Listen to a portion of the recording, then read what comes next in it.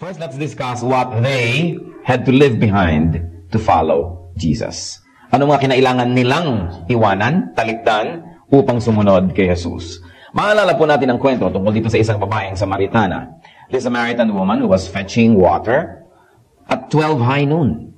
Alas 12 ng tanghali ay umigib ng tubig sa balon. Siguro nga ay napakalalim ng kanyang pangangailangan, napakatindi ng kanyang pangangailangan sa tubig. Kaya tanghaling tapat, ang init-init, desert country, you would leave your house to go to the well. And usually, hindi naman yan malapit. Meron mga ibang iniisip na dahil ang babaeng ito ay namumuhay sa kasalanan at umiiwas siya sa mga chismosa doon sa village, tanghaling tapat siya umiigib kasi yung mga ibang babae, umiigib sila habang madaling araw, habang hindi pa mainit yung sikat ng araw, o kaya sa dapit hapon kung saan malamig na. Subalit ang babaeng ito, tanghaling tapat. The need must be very great. And then the Lord Jesus Christ sat by that well. Alam niya naman, kilala nila yung sa mga kasuotan, sa accent, nalalaman na the Lord was a Jew and this woman was a Samaritan. Alam niyo po yung mga Jewish people and the Samaritans were never in good terms for hundreds of years sapagkat yung mga Samaritans nakipag-intermarriage sila with foreigners, and so this very and very tribal-centered Jewish people looked down upon them. At hindi nila binibigyan ng gaanong pagpapahalaga yung mga Samaritans, and the Samaritans were in likewise the same mood sa kanila pong pakikitungo sa mga Israelites. At sabi bigla ng Panginoon, dun sa babaeng umiigib ng tubig, sabi niya, bigyan mo ako ng tubig na mainom. Nagtaka ang babae. Sabi niya, paano kita bibigyan ng tubig na mainom? May isa kang Jew, ako'y Samaritan. Hindi mo ba alam na hindi naman tayo friends? Something like that. You know, this woman was emphasizing the difference. But what did she leave behind? Matapos silang magkwentuhan, matapos silang mag-usap, napagwari, natanto, na-realize, naalaman ng babaeng ito kung sino ang kanyang kaharap. Na hindi ito ordinaryo. Na ito na marahil ang tagapagligtas, ang Mesaya, ang Kristo, na hinihintay nilang lahat. Kaya ang sabi sa John 4:28, matapos itong ma-realize, then, leaving her water jar, the woman went back to the town. Yan po ang sinasabi ng John 4:28. Then, leaving her water jar, the woman went back to the town. Iniwan niya yung kanyang tubig na siyang sanhi ng pagpunta niya dun sa balon. At anong ginawa ng babaeng ito? Nagpunta siya sa mga tao. Sinabi niya, meron akong kausap sa tabi ng balon. Sinabi ang lahat ng aking mga kasalanan ginawa. Alam ang buhay ko, samantalang ngayon ko lang siya nakita. Sabi niya, ito na kaya ang hinihintay nating tagapagligtas. At alam natin ang kasunod na nangyari, ang mga tao ay sumugod dun sa may balon at sila ay tinuruan ni Jesus at nakiusap sila na ang Panginoon ay doon na mag-overnight, magtagal pa ng konti at sila ay nagpaturo ng nagpaturo. Dahil sa testimony ng babaeng ito na nung una skeptical, negative, malayo ang loob kay Lord, dahil sa kanyang patotoo, ang isang buong baryo or village and a lot of people knew Jesus. Subalit anong kanyang iniwan? Number 1, ang kanyang water jar. The woman left her water jar behind. Bakit niya iniwan ang kanyang water jar? Dahil alam nga namang pupunta sa mga tao, ang dami-dami niyang tuturuan, ang kanyang inaasikaso ay magbuhat ng isang mabigat na banga na puno ng tubig. Abala yon sa kanyang paglalakbay. Abala sa kanyang misyon. Abala sa kanyang pagmamadali. At syempre, hindi lang yon. Dahil si Lord humihingi ng tubig, as a courtesy, iniwan niya ang kanyang banga para ang Panginoon ay makainom. This water jar could mean many things. It could mean also and be equated with domestic duty and household routine. Anong iniwan ng babaeng ito para siya makapaglingkod? Iniwan niya yung kanyang domestic duty. Siguro, merong maliligo sa bahay. Siguro, kailangan niya ng tubig. Siguro, magluluto siya, maglalabas siya. Kung ano man ang gusto niyang gawin, kailangan niya yung tubig. Kung hindi, bakit naman siya lalabas ng bahay ng 12 o'clock high noon? Kung hindi na kailangan. Subalit ito yung iniwan niya. What else did she leave behind? She left behind an urgent task. Urgent to get water. And also, she left behind her social bias. Dati ayaw niyang painumin si Lord dahil sabi niya, magkaiba naman tayo ng tribo, hindi naman tayo magkakaibigan, bakit kita pagbibigyan, bakit kita paglilingkuran? But all of that she left behind when she left her water jar. Kaya sa John 4:9, sinabi dito, come, see a man who told me everything I ever did. Could this be the Christ? Kung dala-dala niya yung mabigat na banga, hindi siguro siya makakapunta sa maraming lugar at hindi magiging mabilis. Kaya iniwan niya yon. And what else did she leave behind? Her selfishness. Na kanya lang yung tubig na kanyang sinasalok. Sabi niya, paano kayo makakakuha ng tubig? May pansalok ba kayo? Yun ang una niyang itinanong nung una. Subalit ngayon, ibinigay niya yung tubig na kanyang sinalok. Ano pa po? Baka nga hindi pa siya nakakakuha rin ng tubig. Hindi naman clear ang istorya. Basta iniwan niya yung jar. Sapagkat nagkaroon siya ng urgent business. Mas urgent, mas important kaysa doon sa una niyang pakay. Iniwan niya ang kanyang unang agenda dahil nagkaroon siya ng mas mahalagang agenda. Yan ang istorya niya. Meron pa pong isang lalaki, isang mayamang lalaki na lumapit sa Panginoon. Sabi niya, ano po ba ang dapat kong gawin para lalong malapit sa inyo, para ako'y maging godly, etc., etc. Sabi niya, Lord, sundin mo ang mga commandments. Actually, isang uri ng sagot yun na tinetest siya. Hindi naman sinabi ni Lord na para masim ka, sundin mo yung commandments eh. Tinitingnan ang puso ng tao. Sabi niya, lahat po yan, nagawa ko na. Yun ang sagot.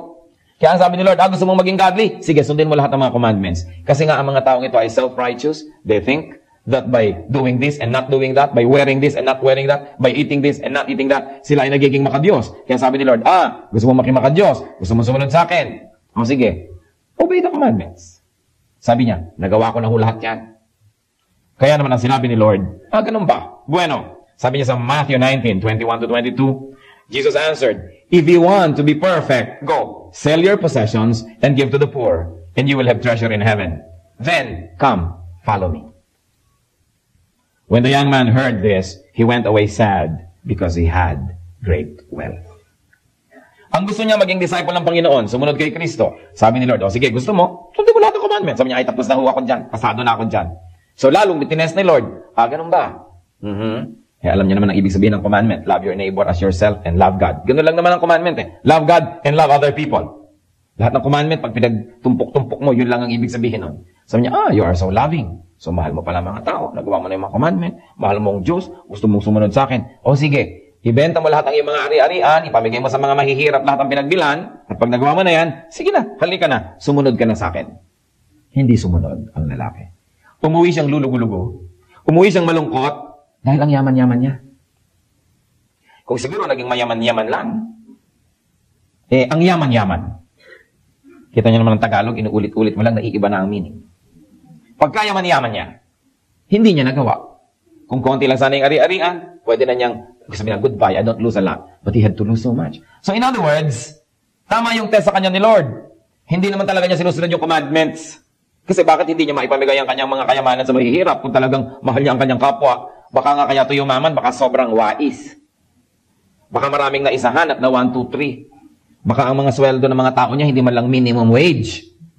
Baka naman pinapautang niya ng sobrang mga tubo ang kanyang kinikita. Baka naman ginigipit niya ang mga tao. Baka siya ay nag-hoarding. Baka nagba-black marketing siya. Baka mamaya sinasamantala niya ang pangangailangan ng mga tao. You don't know. Baka may kinamkam siyang ari-arian ng iba. May mga kapatid siyang dinaya sa mana. Kaya dumami ang kayamanan niya. Kaya sabi niya, nasusunod ko na po lahat ng commandment. Wala akong problema dyan. Kaya nung sinabi ni Lord, gano'n naman pala. O di sige. Ibenta mo lahat ng kayamanan mo at ibigay mo sa mahihirap. Tapos sumunod ka sa akin. Malungkot siyang umuwi. Alam niyo kung ba't siya lumungkot? Mas pinahalagahan niya yung kanyang kayamanan kaysa kay Lord. So what did he have to leave behind so he could follow Jesus? His wealth and his possessions. And that hindered him. Hindi po natin dapat i-misinterpret ito eh. Na para ka sumunod sa Diyos, dapat mahirap ka. Na mahirap lang ang welcome, at kung mayaman ka, itapon mo sa ilog pasig ang iyong mga kayamanan para kasundin ng Diyos. Ang pinapatanggal sa kanya ni Lord, his wealth and possessions that hindered his holiness, that hindered his journey unto perfection, that hindered his followership. Hindi masama ang kayamanan. Subalit ang kayamanan na nagiging Diyos o Diyos-Diyosan. Ang kayamanan na para lang natin makamit ay lumalayo tayo sa Diyos. O ang kayamanan na para natin ma-maintain, mananatili tayong malayo sa Diyos, yun ang dapat i-give up para makalapit sa Diyos. Pero kung nakakalapit na kayo, mayaman pa kayo, at yung kayamanan nyo hindi nagiging sagabal sa paglapit nyo, hindi mabuti, you have the best of both worlds. Hindi natin dapat ito i-misinterpret that the Lord is anti-wealth or anti-possessions. Yun nga mga hindi nagkakaroon ng tubo, hindi kumikita, hindi masipag, pinapagalitan ni Lord eh. Because the Lord likes us to make wealth, but not at the expense of our spirituality, and not at the expense of our personal relationship with Him. So what did He have to leave behind? Para sumunod kay Lord, wealth and possessions that stood on the way to holiness. Mga kayamanang sagabal sa kabanalan. Ano pa? Ang mga Egyptians, in-enslave nila ang mga Israelites for hundreds of years, alipin ang mga Israelita doon sa lupa ng Ehipto. Anong ginawa ng Panginoon? Sila ay pinalaya. At anong kanilang kailangang talikuran para makarating sa promised land? Egypt. Sabi sa Amos 2:10, I brought you out of Egypt, and I led you 40 years in the desert to be with the land of the Amorites. Ang Panginoon mismo, sa pamamagitan ni Moses, ang nanguna sa kanyang mga anak para ang mga anak niya na ito ay makaalis sa Ehipto. May promised land na pupuntahan. Pero bago mapuntahan yon, kailangang talikuran, iwan ang Egypt. Hindi po madaling iwan ang Egypt kung kayo'y sanay na.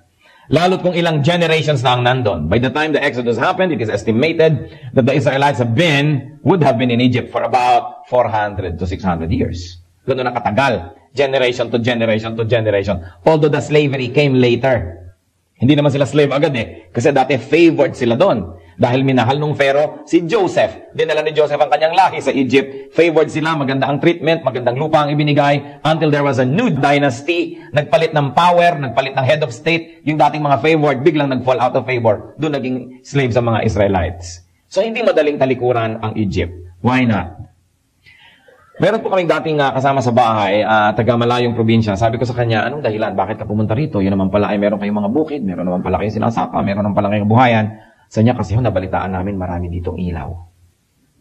Puno yung brown out nga dito Although marami nga namang ilaw, lalo pagka nakita mo yung tabi ng bay o kaya ay doon ka sa may Antipolo, tingnan mo yung Metro Manila, ang dami nga namang ilaw. So ang ganda-ganda daw kasi ang dami-daming ilaw.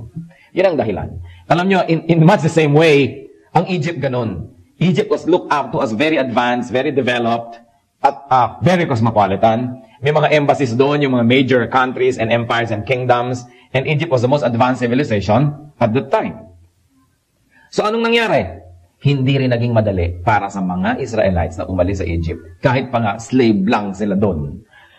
At lagi nilang iisipin na bumalik matapos silang palayain. Sa Exodus 30 and 17, when Pharaoh let the people go, God did not lead them on to the road through the Philistine country, though that was shorter. For God said, if they face war, they might change their minds and return to Egypt.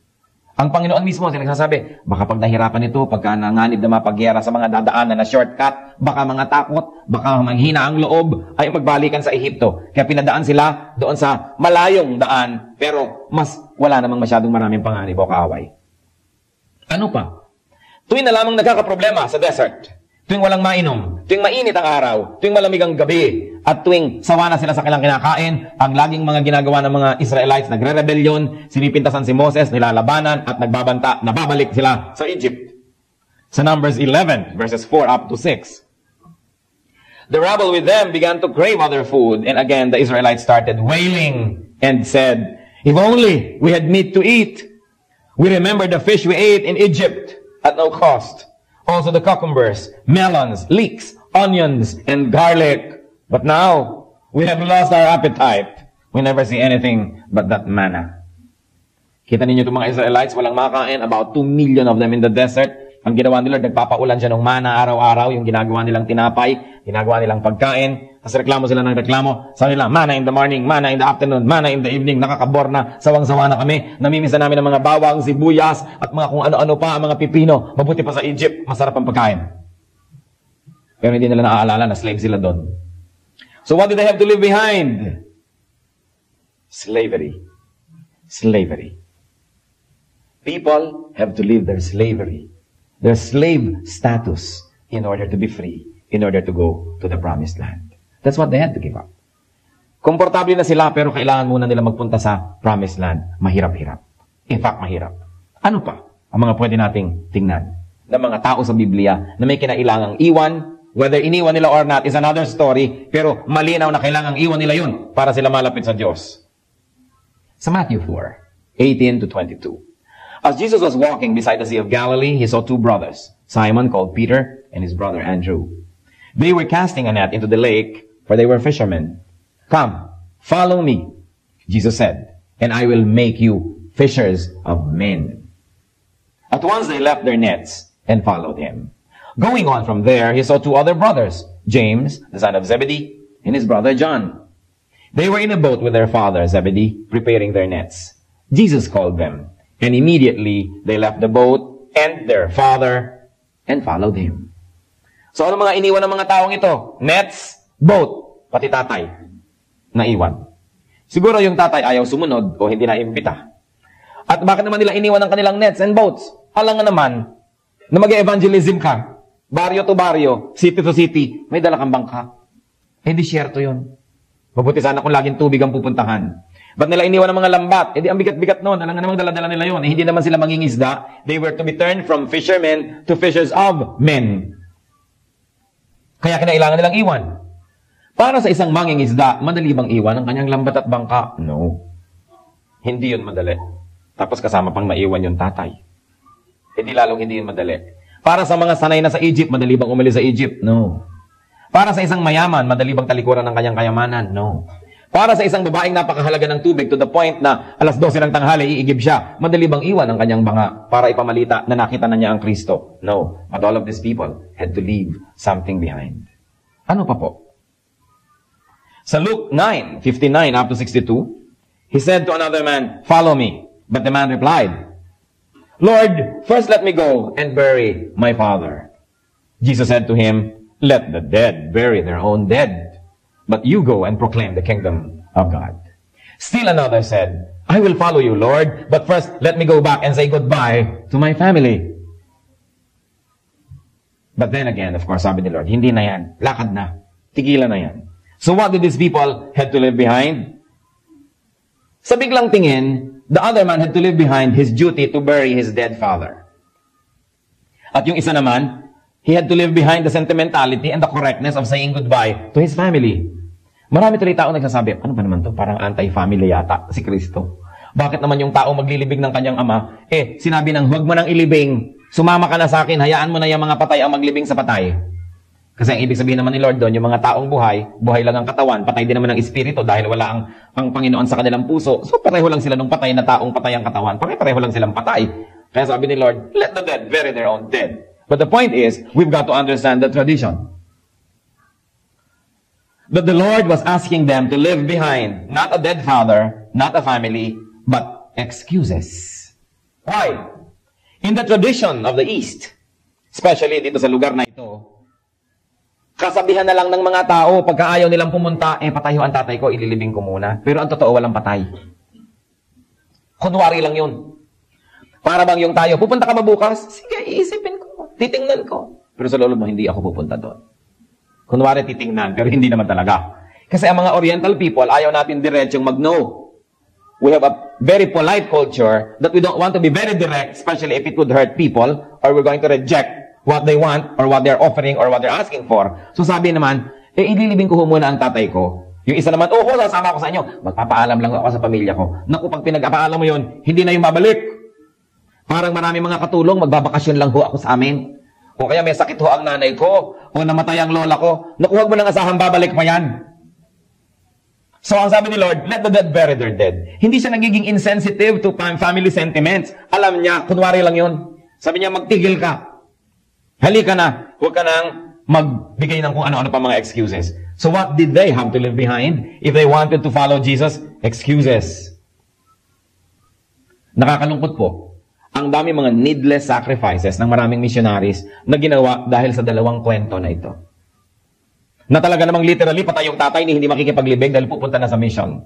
Na talaga namang literally, hindi na nagpaalam sa mga kamag-anak at nag-mission na, iniwan na lang ang kapatid, iniwan na lang ang asawa, ang anak. Hindi naman yun ang ibig sabihin ng kwento. Kaya dapat nauunawaan po natin yung tradisyon ng araw. At nasa gayon, pag nababasa natin ng mga ganitong kwento, nabibigyan natin ng tamang interpretasyon at lalo na ng tamang application. Kung talaga namang may patay, siyempre, papayagan naman ni Lord na maglibing muna ng tatay niya yun. Alam niyang walang totoong patay. Alibi, kwento, excuse. Of course, yung word na alibi, iniba na natin ang meaning sa ating bansa. Ibig sabihin na lang nun, excuse. Legally, of course, it means another thing. So, that's what they had to leave behind. What about us? What we have to leave behind to follow Jesus? Tulad din ng babae, we have to leave behind our water jars. Ano yun? Mga urgent matters ng ating buhay that are not necessarily important. Pagka pinayagan nyo yung mga urgent things, nagmamadaling things, nagsisisigaw na things for our attention, things that scream for our attention, pag lagi kayong nakinig dyan, hindi na kayo makakasunod kay Christ. Hindi na kayo makakapaglingkod. Pag lagi kayong nakinig sa mga meron pa akong gagawin, kailangan gawin ko to, mamamalansya pa ako, maglalaba pa ako, bibili pa ako ng lupa, magtatanim pa ako, etc., etc., etc., namatay na lang tayong lahat, hindi pa kayo nakasunod kay Lord. Urgent things are not always important things. Kadalasan nga mga kapatid, important things, don't appear to be urgent. Kaya sila ang napapabayaan. And things that are not so important come as urgent matter. So what happens? Inuuna natin yung nagmamadali at napapabayaan natin yung tunay na mahalaga. Ano pang kahulugan ng water jar sa ating buhay? Our social biases. Tulad din ng babae, sabi, Jew ka, ako Samaritan, bakit naman tayo mag-uusap? Pero kailangang iwan yun. Kailangan, kung tayo magmi-mission, mag-share ng gospel, susunod sa Kanya, we have to deal with people that we did not used to like. We have to deal with people that we probably up to now not really like in a personal way. Kailangan tayong willing to leave our comfort zones, our biases, our mindsets, so we can follow Jesus. And then we also have to leave our selfishness behind. Yung ating pagiging makasarili, kailangan din yun na iwan. Hindi sarili ko lang, iigib lang ako ng tubig, may kailangan ako, may gusto akong gawin. Hindi, kailangan willing tayo to leave our jars so we can do what Christ wants us to do. And that is to tell the world about Him. It is very crucial. You cannot go on missions carrying your water jar. You cannot go and tell others about Jesus when you're too concerned na bantayan yung water jar nyo dahil baka iniinom ng iba yung laman ng inyong tubig. Kailangan meron tayong certain degree of detachment from these things so we can follow Jesus. What else must we leave behind? Wealth and possessions that become idols and gods in our lives. Not wealth and possession per se. Hindi ko wealth lang o mga ari-arian yun na. Hindi. Yung mga ari-arian, kayamanan, mga pagpupunyagi, mga plano, mga pangarap, yumaman na sagabal sa ating kabanalan at sagabal sa ating paglilingkod. Sinasabi na nga sa Bible, what does it profit a man to gain the whole world and lose his soul? Aanin ninyo ang buong daigdig maging inyo man kung ang kaluluwa nyo ay hindi inyo. O aanin natin ang buong daigdig maging atin man yan kung pagkamatay naman ay wala man lang tayong wealth in heaven. Nakakapagtaka, ang dami mga tao ang buong buhay inuubos sa pagpupundar lamang ng kayamanan, mamamatay din naman sila at hindi nila kayang ubusin. Naaatim pa na makipagkagalit sa mga kaibigan, makipagkasira sa mga kapatid at mga kamag-anak, maraming magalit sa kanila, maraming apihin, maraming dayain, para lamang mag-ipon ng mga bagay na lampas-lampas sa kailangan. Ipinagbibili ang kaluluwa para mag-ipon ng mga bagay na ipapamana lang nila kung kanino man baka hindi pa nila alam. Araw-araw, nakikita nyo sa dyaryo, yung mga namamatay. Alam mo naman, pag maraming pera yung namatay, ang daming anunsyo. Ang lalaki. Isang page, kalahating page. Sigurado, iniisip ko pag nakakita ko ng mga ganyang anunsyo ng namatay, ang dami kang iniwan na pera nito. Siyempre, alangan mong wala ka iniwan, may anunsyo ka pa. Di ang laki ng pera nito. Ano kaya ang mga ginawa nito para lang ito ipunin? Anong mga sakripisyo ng kanyang personality, ng kanyang personal holiness, ng kanyang relationship with people? Ano kaya ang mga ibinayad niya para lang mag-ipon ng isang bagay na iiwan din niya? Kung sino ngayon ng jackpot, edi yung magmamana.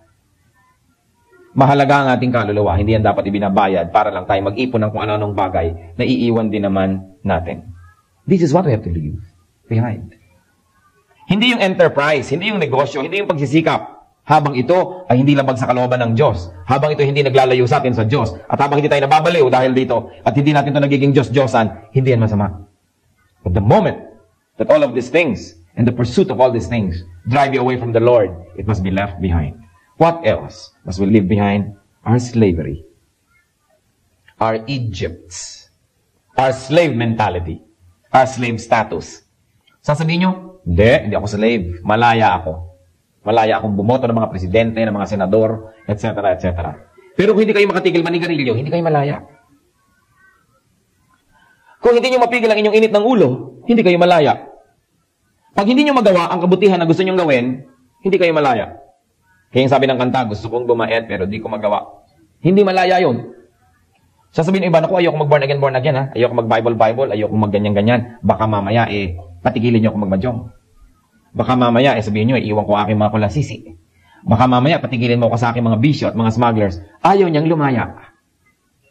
Sapagkat yung napupunta kay Lord, nagiging malaya. Yung dating hindi ka mabubuhay kung wala yun, ngayon nabubuhay ka na ng wala yun, malaya ka na. Pero may mga tao, ayaw nilang lumaya. Sabi nila, huwag mo kong pipigilin dito sa aking mga bisyo. Hindi nila makontrol ang kanilang sarili. They are addicted to whatever. Kaya itinuturo ng Bible, yung dapat marunong tayong magtiis, marunong tayong magtimpi, marunong tayong makontento sa konti. Bagamat hindi masama na mayroong marami at na-enjoy natin. Pero, nagiging dangerous when you get too comfortable with wealth or with pleasure. Why? Because when you get to like pleasure too much and there's a threat that that pleasure might be taken away from you, then you are willing to pay everything, including your soul, just to keep it. Nagkikita yung slave. Kaya dapat ang mga Kristiyano, kung meron, masarap. Kung wala, wala. Pero hindi ko dapat ititinda ang aking kaluluwa, kakalakhalin ang aking buong pagkatao at kabanalan para lamang ako magkaroon ng hinahangad ko. Ang isang taong malaya ay yung taong konti lang ang kailangan at konti lang ang hinahangad. Malaya siya. Kasi hindi mo pwedeng i-blackmail. Hindi mo pwedeng sabihin, o sige, pagka hindi ko sumunod sa akin, hindi na kita bibigyan nito. Di sa'yo na yan.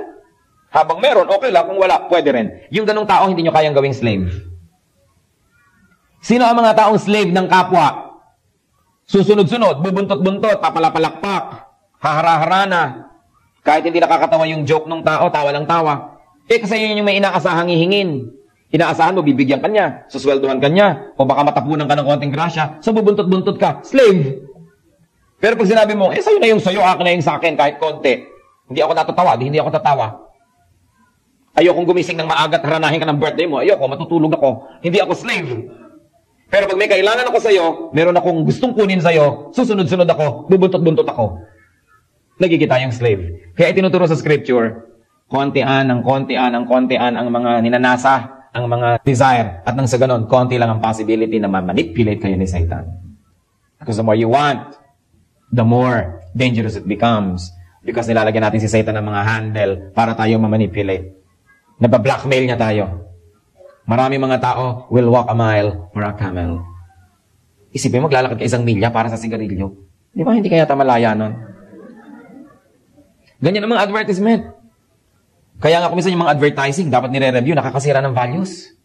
Many years ago, mayroong isang ice cream company, may bata ang lungkot-lungkot. Ba't ang lungkot-lungkot mo, birthday mo? Kasi walang ice cream. Alam niyo na siguro kung anong tatak yun. Ibig sabihin, hindi ako sasaya kung wala sorbetes. Bakit? Hindi ako sasaya kung walang ganito, hindi ako sasaya. Yan ang ginagawa ng mga advertisement, kadamihan. Ginagawa tayong dependent on too many things. Nagtataka nga ang mga tao ngayon, ba't kaya ang dami-daming mga basura ng Metro Manila, ba't nung araw naman hindi? Paano ang galing natin kumuha ng basura ngayon? Kasi lahat throw away. Nung araw ang mga tao mamamalengke, may dalang bayong o basket. Ngayon, bawat 1 kilo nito, plastic. 1 kilo nun, plastic. 1 guhit nito, plastic. Ang dami mong uwing basura. Paano? Nasasanay ka na maginhawa. Maginhawa nga sa sandali, pero pag napuno na tayo ng basura, paano pa? Kaya kailangan less desires.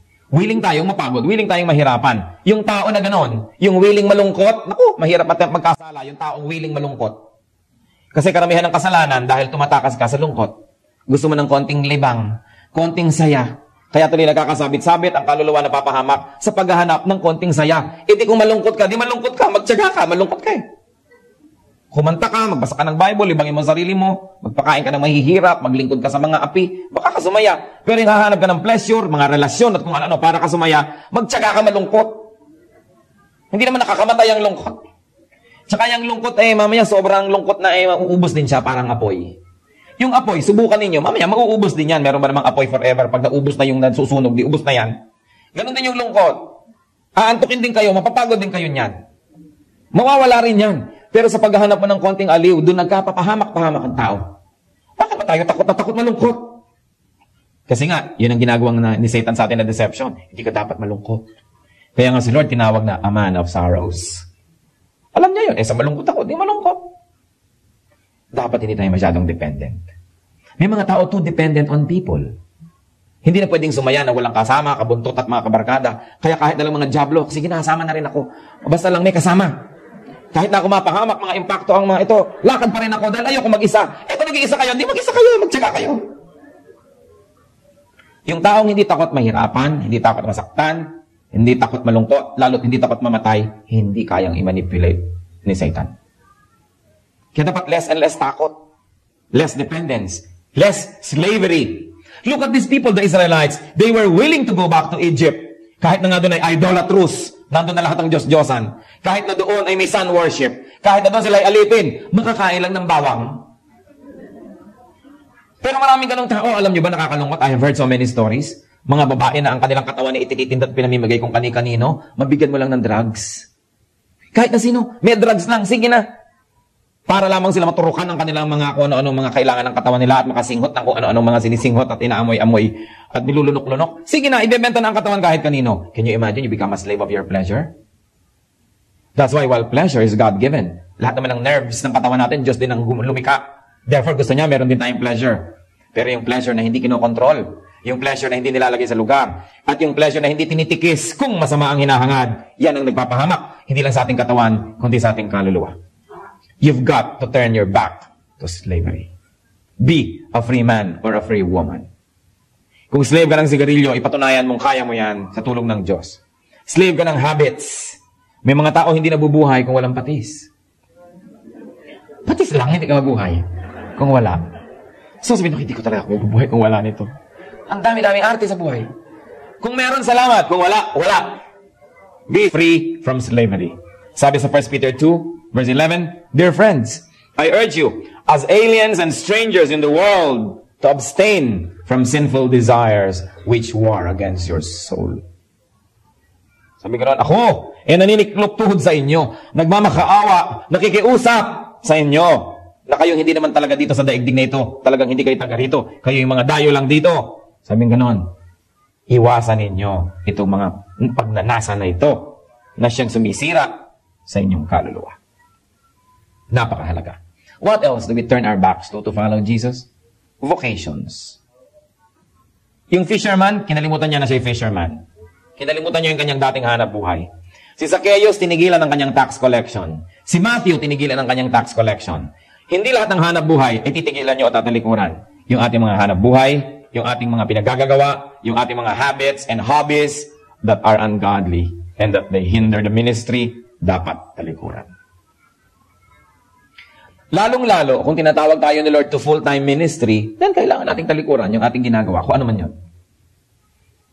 Kaya lang tiyakin natin na tinatawag talaga tayo, kasi yung iba naman binabangungot lang. O kaya yung iba, pag magaling, walang gagawin yung mga officials ng church, kung utuin siya ng utuin, alam mo, calling ni Lord yan sa'yo, calling ni Lord yan sa'yo, kasi gusto nilang maging worker yung tao. Kasi meron na rin siguro silang selfish agenda dahil pakikinabangan, dahil mahusay. Oras sa tao lang ang nag-udyok, o sarili lang nating kalooban at hindi galing sa Diyos, it will not prosper. But if you really know, and you are sure that the Lord is calling you to full-time ministry, and you have mga confirmation from the Lord, from other people, from prayerful people, events, alam mo nangyayari, tinatawag ka ni Lord, huwag kayong magbingi-bingihan. Dahil talagang merong mga tinatawag si Lord to full-time ministry. Kailangan, willing tayong talikuran yon. Mga ginagawa natin para harapin yon. Pero hindi lahat ng nasa ministry tinawag. Kaya kailangan nire-review din natin ating sarili. At kahit nasa ministry na tayo, full-time, at nakikita natin hindi naman talaga ako tinawag ni Lord dito, baka na deceive lang ako doon ng sarili kong emotion, o ng sabi ng iba, o kaya nandito lang ako sa totoo lang, para lang sa sweldo. Dapat kayo mag-resign dahil baka kayo tamaan ng kidlat. Baka kayo kainin ng lupa. Kailangan, si Lord ang tumatawag. Alam naman natin, pag hindi ka tinawag, hindi magpa-prosper. Kaya kailangan tinatawag. But people, kung meron sa inyo tinatawag ni Lord to go to Bible school, tinatawag ni Lord to be trained to Christian ministry, for Christian ministries, tinatawag ni Lord to become missionaries. Pakinggan nyo yan. And talk with me. Marami po mga Christian groups na laging nakikipag-communicate sa akin, nagtitrain sila ng mga missionaries going to iba't ibang mga countries. Baka tinatawag kayo ni Lord. Go. We need workers. The church of the Lord needs workers that will give their lives, that will make Christian service their vocation. Napaka-importante na. So you turn your back to your earthly vocations when God calls you. Ano pa po? We also have to turn our back to our excuses. Luke 14:17-20. At the time of the banquet, he sent his servant to tell those who had been invited, "Come, for everything is now ready." But they all alike began to make excuses. The first said, "I have just bought a field and I must go and see it. Please excuse me." Another said, "I have just bought 5 yoke of oxen and I'm on my way to try them out. Please excuse me." Still another said, "I just got married. I cannot come." Ito po, sinabi na talaga takasan dito. Excuses lang yon. Katulad din ng I will bury my father or I will say goodbye to my family. These are all just excuses. Hindi totoo. Gano'n po sa ating karami ang puno excuses when it comes to our service. Mag-teach ka naman sa Sunday school. Mag-join ka naman ng ating computer and communication group. Mag-join ka naman ng choir. Mag-serve ka naman as teacher. Puro excuses, excuses, excuses. May asthma kasi ako Sabagay, meron naman talaga na may mga asthmatic. Kasi mahina ang katawan ko. Kasi ganito ako, kasi ganun ako, kasi I cannot speak Tagalog. Ganon. Yung ganon. Maraming ganon. Kung ano mga excuses. Sabi ni Lord, lubayan niyo ako, tumigil kayo ng mga excuses na yan. Kaya sabi niya, let the dead bury their own dead. I mean, tell it to the Marines, don't pull my leg. Tumigil kayo. Kasi alam ni Lord, yung nagbibigay lang ng excuse. Napaka-importante that we stop giving excuses. O ano mga excuses ngayon dito? Traffic. Luma na yan, bumenta na yan, traffic na yan. Kung umaalis ka ba naman alas 4 ng umaga, hindi ka siguro mata-traffic. Lagi na lang traffic. May 10 o'clock meeting, darating ng 11, matraffic. Hindi ka umalis ka 6. Hindi ka matraffic. Boring na yan. Yan ang sinasabi ni Lord. Let the dead bury their own dead. I mean, tell it to the Marines. Huwag mo kong ganyanin. Alam ko. Excuse ka lang. Okay? Marami pa tayong mga excuses. Etc. Ang aga-aga kasi. Ang late-late na kasi. Etc. What are the excuses that you offer to God? Yung mga iba, titigil na sa kanilang bisyo. Sabi na, pero, dahan-dahan lang, konti-konti. Magpapalayas ka na lang mga demonyo sa buhay mo. Installment pa. Gawin mo na yung cash. Agad-agad. May discount pa. Papabutiin mo lang ang buhay mo. Dahan-dahan pa. Bakit tayo bilis-bilisan? Kasi gusto. Kasi excuses. Sa Matthew 19, verses 28 to 29, Jesus said to them, I tell you the truth, at the renewal of all things, when the Son of Man sits on his glorious throne, you who have followed me will also sit on 12 thrones, judging the 12 tribes of Israel. And everyone who has left houses, or brothers, or sisters, or father, or mother, or children, or fields, for my sake, will receive 100 times as much, and will inherit eternal life. Hindi tayo pinasabi ni Lord na, hiwalayan mo, iwan mo ang pamilya mo, ang bukid mo, ang negosyo mo, kung hindi naman kailangan. Pero sabi niya, lahat ng sagabal. Kung talagang sagabal, ano man yon, sino man yon, sino man ang tumalikod sa mga ito dahil sa akin, makakatanggap ng higit na 100 times over and will inherit eternal life. Huwag niyong payagan na ang attachment niyo to things and to people will make your attachment to Christ a sacrifice. Huwag niyong isakripisyo ang relasyon sa Diyos dahil lang sa relasyon sa bagay o sa tao. Christianity is followership. Followership is leaving extra baggage behind. What could be your baggage?